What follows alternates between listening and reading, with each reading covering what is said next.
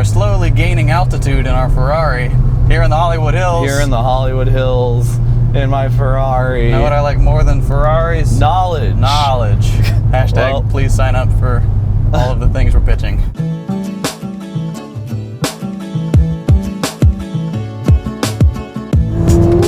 Hello, everybody. Hello, hello. If you can't tell by the shaking GoPros and the loud engine behind us, we're in another very special car. Also in LA. Also in LA. This is a Ferrari 488 Spider.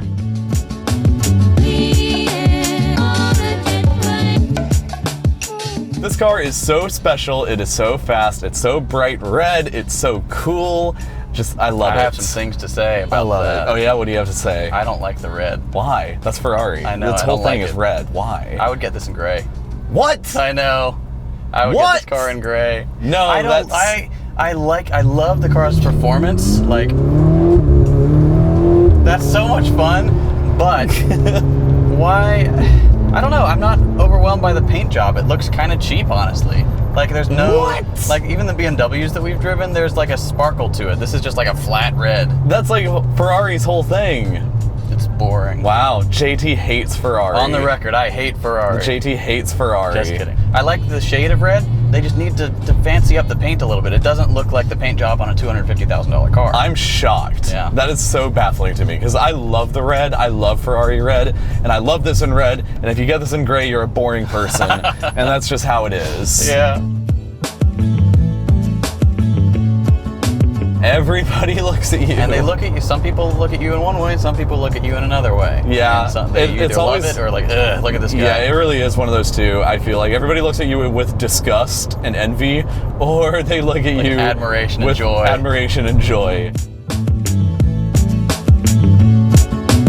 All right, here we go. Oh my God. I love it. I love it so much.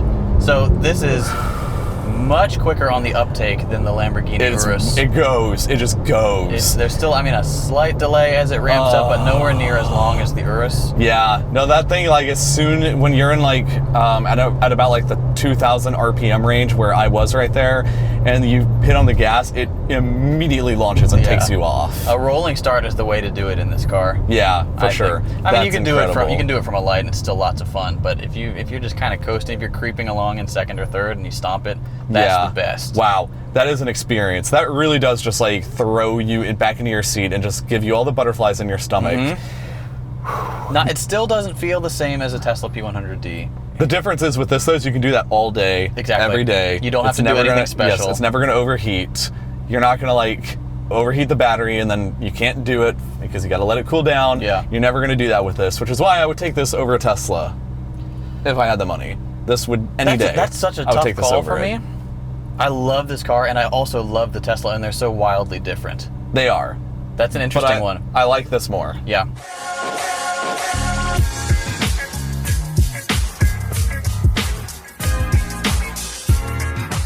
What do you think about the exterior other than the color that you hate? It's really nice.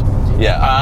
I like it. It's very different than Lamborghini that we reviewed last time, and that this is more. It's got more sweeping lines. It's more and curves, and the Lamborghini's all like angles and stuff. But yeah, I think I said this about, or I said it earlier off camera, but I'm going to say it again right now for everybody else. Yeah. Ferrari's design language seems to be more about like beauty, like beautiful shapes, elegance, and like making like art. I feel like nice swoopy art. Yeah. Whereas Lamborghini, the designer, it feels like somebody's like coked up with a knife and they're just like creating the angles on the blueprint. Yes, they're just like cutting and making it like angular and sharp and which I really like.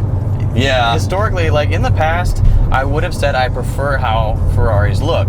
But now I've kind of come around. I really like Lamborghini's design language. That's really interesting because I almost feel like I've been in the reverse. Yeah? I really liked Lamborghinis, but now I think I prefer Ferraris after driving them. I do. I like the more subtle Ferraris. I like the California, for example. Yeah. Or the 812 Superfast. Nothing about this is subtle. No. What do you like more between the front of the car versus the back of the car? That's a tough call. Because for me, that was a big debate. From the front, like a quarter angle from the front, you see the giant scoops in the sides, which I love. But from the back, that looks so good. I might have to say the back, honestly. Yeah, I think I actually agree. I love the way that the front looks, and I love the side profile, but I love the way the back looks. Yeah. And it's also cool is you can pop open that back, like there's like a hatch that you can open up engine. to look at to look at the engine. So even in the Spider version, you can see the engine, which I really appreciate. It is a small compartment, so you don't see a ton of the engine, but it's cool. You can still peek in there and look at it. I do like that. Which is pretty dope. You also have like a good frunk in the front. I could fit in that thing. I can fit in the frunk of a Ferrari. Doubt. Like, no, we'll show you. I will show you. I can fit in the frunk.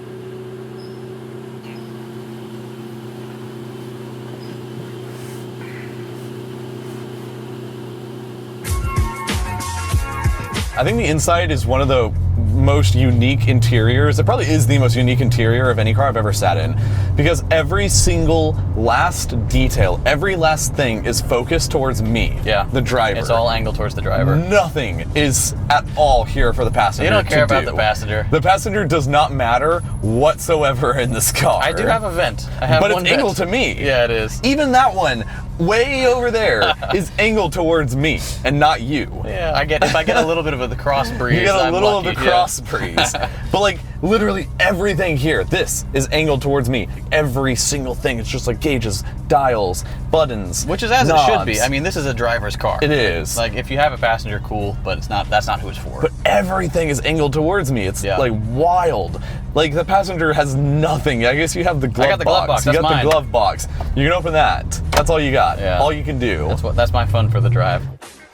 Carbon fiber is everywhere, and it's the real deal. Yeah, this is carbon the real carbon fiber is fiber. everywhere. You got the door panels here, you've got the center, like they've got cutouts here to save space on the carbon fiber. That's how much they care about weight reduction. Yep. Carbon fiber here for the center console, carbon fiber on the dash, carbon fiber on the vents, carbon fiber on the steering wheel. It's an amazing interior. It feels very special. It does, and it's actually really comfortable, like surprisingly comfortable. The seats are firm and they hold you well. The bolsters are just right. Yeah.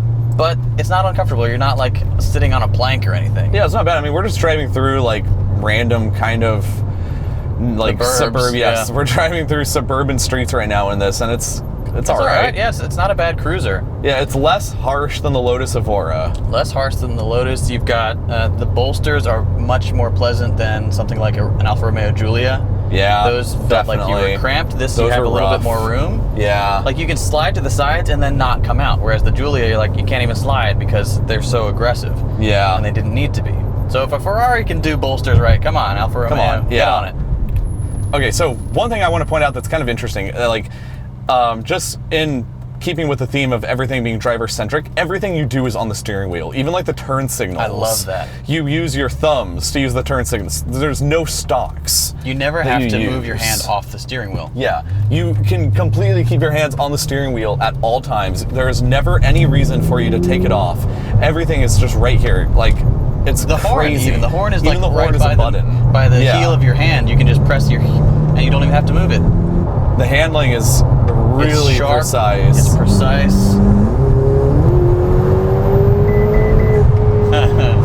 The automatic is good too. It will, if you heard those beeps, it's telling you to shift. Yeah. It's kind of cool. You've got shift lights built into your steering wheel at the top in a little bar. It goes through a sequence of lights and then it starts beeping at you if you're not shifting. It's really cool. I kind of wish it wouldn't do that in automatic because that's the car's job is to shift for you. But yeah. It's saying it will shift for you. It will. Oh, it'll still do it. It just beeps while it does it. Yeah. Even when you have the top up on a hot day like this, all you need to do if you really want to hear the engine is you push this button right here. Oh, yes. Oh, look what just happened. You got a little magic window. You have a little magic window that opens behind you, and then... Listen to that. That is so good.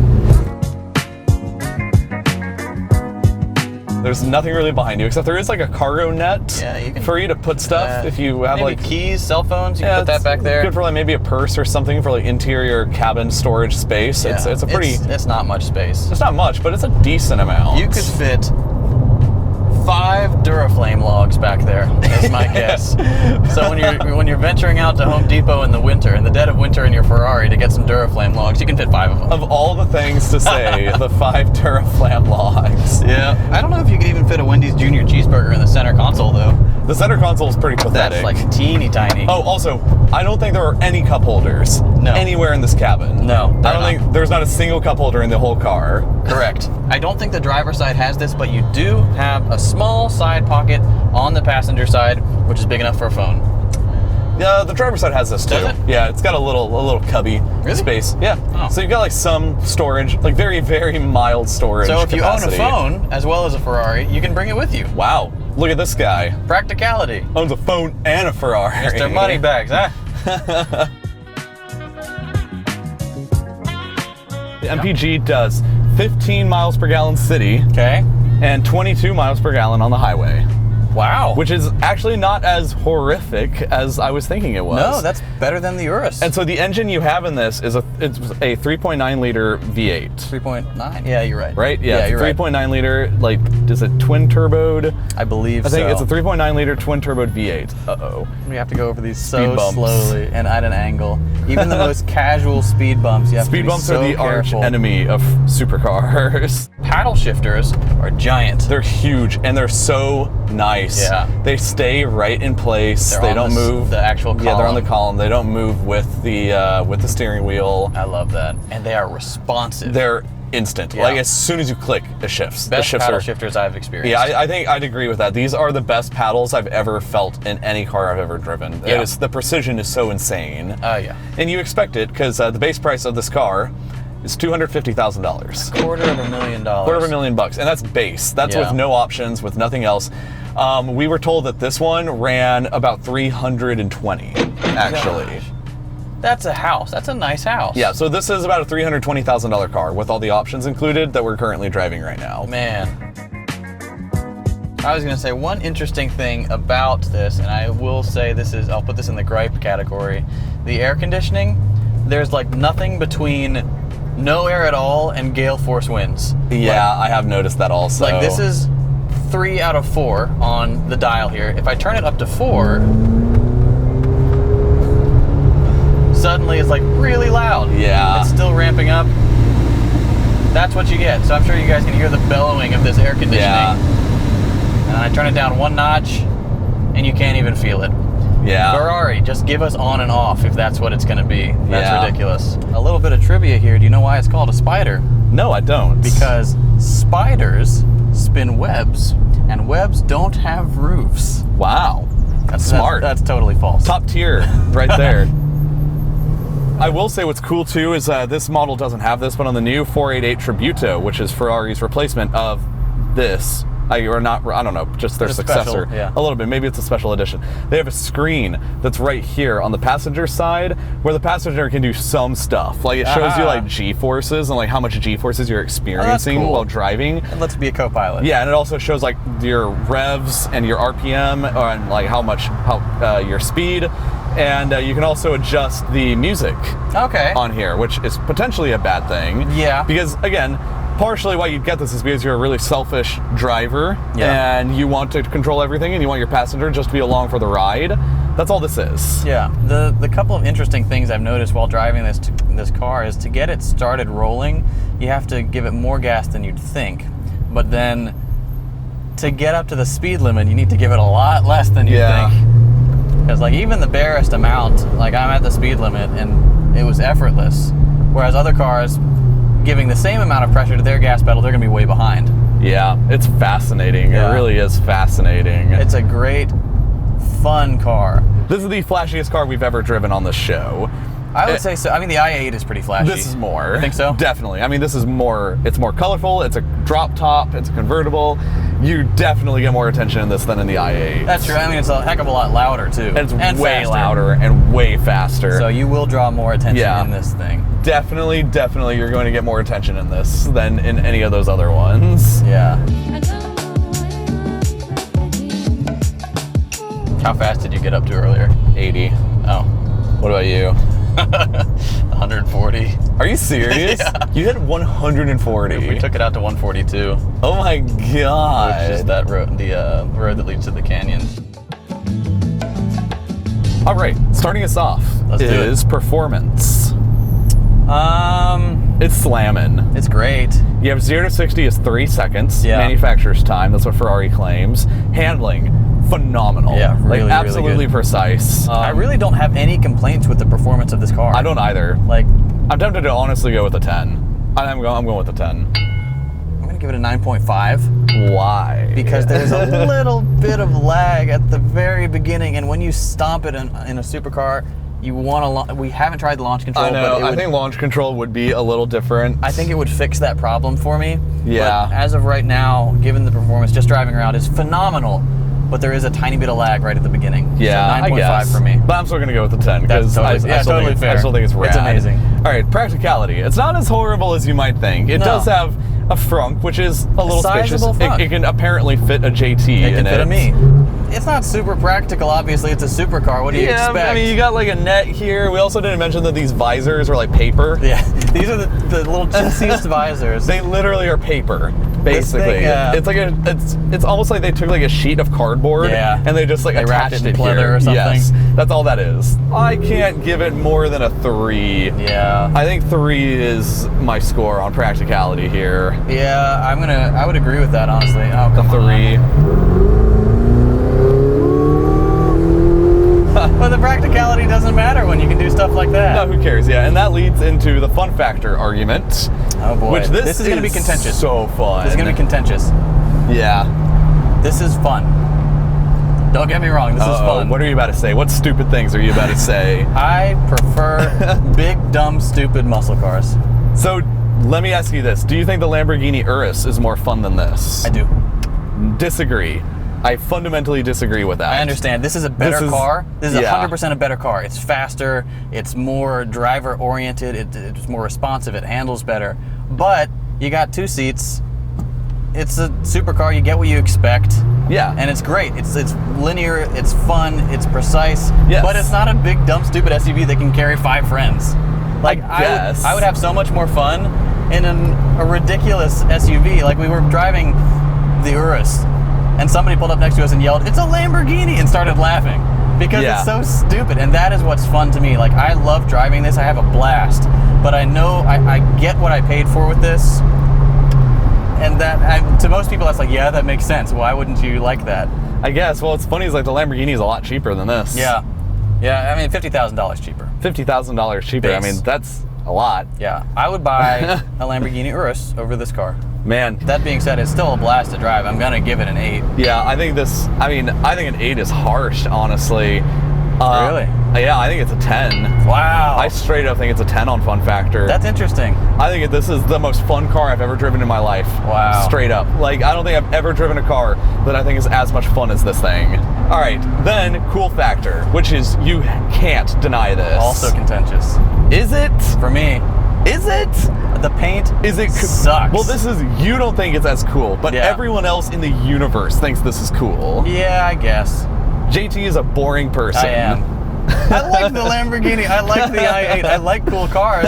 This one is just like, it's a tired. I'm just messing around. It's a tired design to me, I think. Yeah. Because Ferrari, I mean, this looks exactly like a 458 Spider or the Italia. To me, it's like, when you see it, you're like, Ferrari. Because but if Ferrari, well, if it ain't broke, don't fix it. That's fair. That is fair. But it's like, it's old hat at this point. I like seeing new designs on cars. Every redesign, I'm like, that's cool. Even if I hate it, I'm like, yeah, good for you for doing a redesign of what has worked in the past. Harsh words. I'm going to say it's a 7.5. Wow.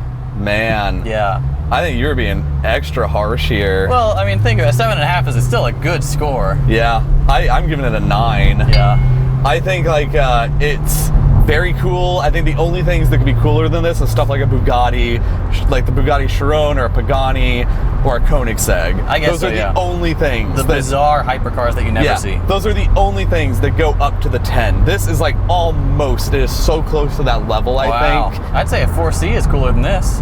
What? Yeah. What? Did everybody else just hear that? Let's like rewind back to that. Replay. I'd say a 4C is cooler than this. What? Yeah. A 4C is cooler than this? I think an Alfa Romeo 4C. A 4C that has a 4-cylinder engine that costs $50,000 is cooler than a mid-engined V8. Yes. That has more than double the horsepower and is a convertible and is a hardtop convertible where you just have to push a button. You think this is less cool than that? Yes. Astonishing, ladies and gentlemen. Let me know in the comments if you think I should be banished from the show forever. This is astonishing. This is absolute lunacy. So, let's move on to quality. Excellent, honestly, excellent. Which is excellent, and I'm glad that you finally agree here. This is a fantastic car. I wouldn't buy it. It's excellent quality. So, okay, let me just go back to the Alpha 4C. So, are you telling me if this was the same price, if this and the 4C were both, let's say $60,000, you would take the 4C over this? Well, then now we're talking about performance stuff, because this is vastly superior in terms of performance. So, but you just said that the 4C is cooler. I think it's cooler. I don't think that has anything to do with performance, though. All right, what if this was $100,000 and the 4C was $50,000? I'd take the 4C. Interesting. Yeah. Okay. And I'd take a Jaguar over this too. I'd take an F-Type R.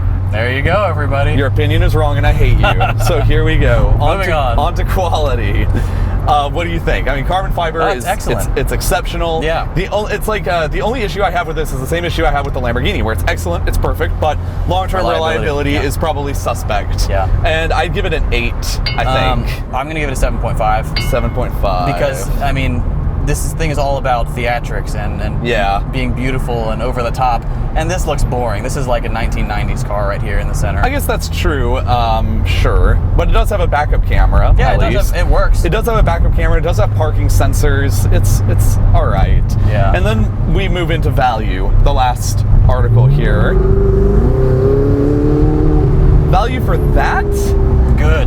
Well, but you still think this is so hard to put value. As tested, this is over a $300,000 car. I could never. That's insane. That's big money. Yeah. This is the most expensive car either of us have ever driven in our lives. Yeah.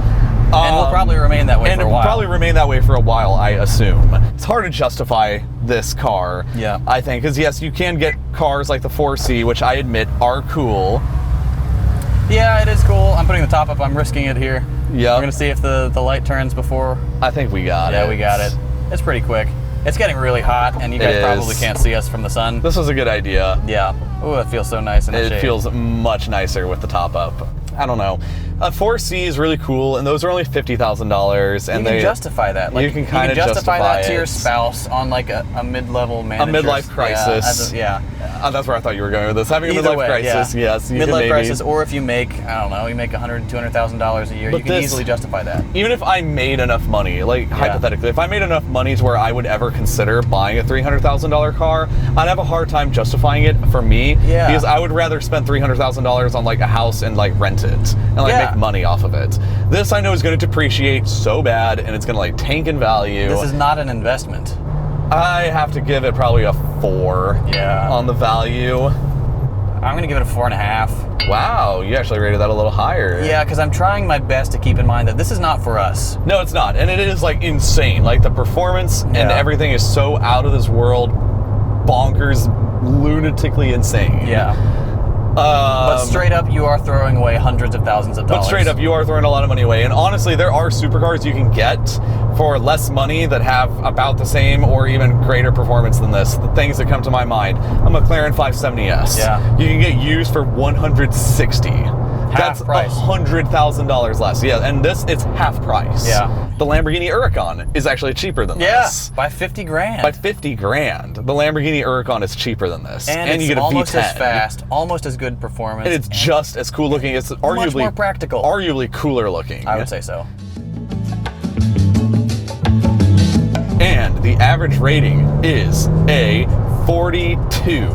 Wow. 42 out of 60. This is definitely lower than the Urus, and I think the reason why was mostly just because it's the practicality. And you're a hater. Yeah, I absolutely am. I am a hater. I admit JT it. is a Ferrari hater, and the Lamborghini Urus had a lot of practicality going for it, which is why we rated it a little higher on those marks. I'm not 100% a Ferrari hater, though. I do like the F12 Berlinetta. I do like the California, but I like them all in gray. Ew. Yeah. You're literally Squidward. I love this car, but man, I would never buy it. And even driving it around now, I'm like, this isn't as fun as a Corvette. What? Yeah. Okay, let's not start a whole other... We're not going to open this can of worms. Not as fun as a Corvette. bet. One of these days, we're going to get a bunch of cars. We're going to get muscle cars, hot hatches, supercars. We're going to put them all out on a track, and we're going to try them all and determine which is the most fun. 100% this. No question. I don't know. I can't believe this. Everybody in the comments are going to be tearing you to shreds. Doubt. I think there are some smart people out there. If this is your first episode, we hope you stick around. We've got a very contentious episode here. Don't hate JT's stupid stupid opinion. Don't hate his dumb opinions. My opinion is right. That's what makes it an opinion. Don't hate his dumb opinions. Thank you guys for watching. We'll see you in the next one. I'm working on it, but see you guys.